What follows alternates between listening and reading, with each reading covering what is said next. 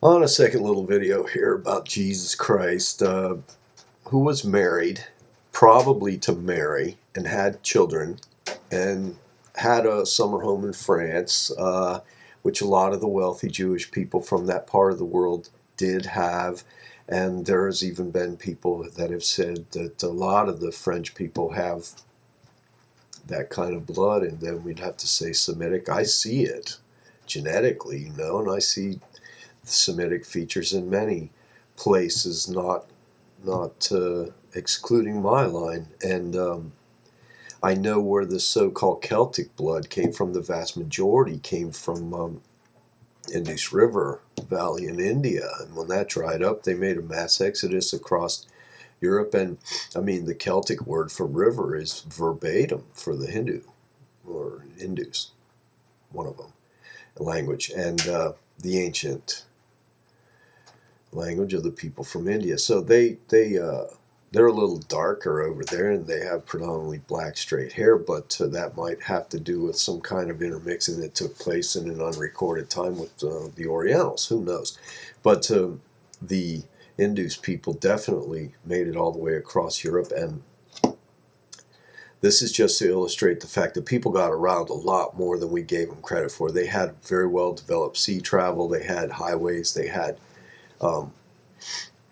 the wealth, had a lot of what the wealth has today, the ability to travel, the ability to propagate their genetic line, better food, things like that. But they were a lot more rare at that time than, and it wasn't, a lot of it wasn't based on intellect as so much as brawn and military might. Now, the Essenes, who Jeshua and his family were part of, they were a cult of healers and learners, and they were probably an exclusive cult,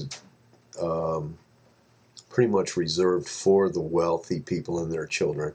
Although I think they were, of course, trained in the martial arts. Most everyone at that time had to be.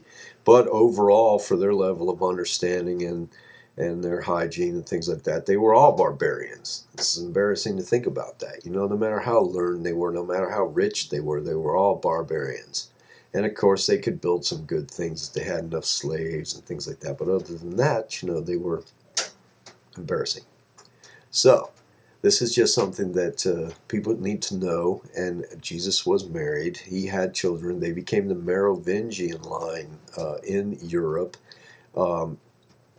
It's rumored that after the so-called execution, the crucifixion, where he miraculously rose from the dead, he went and became one of the zealot people.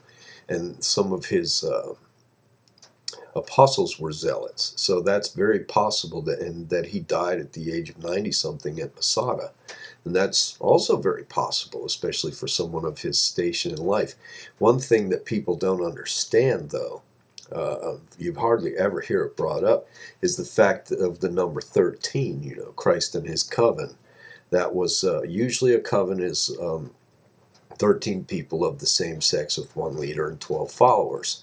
And they all have specialty jobs. They all do different things. And that's what is part of the Jesus legend, is the Coven of Christ. And it's where the word covenant comes from and things like that. But you hardly ever hear any of this. They don't like to make reference to it. And most of the people that are hoodwinked by these myths and magical fairy tales are much too dumb to even understand things like this.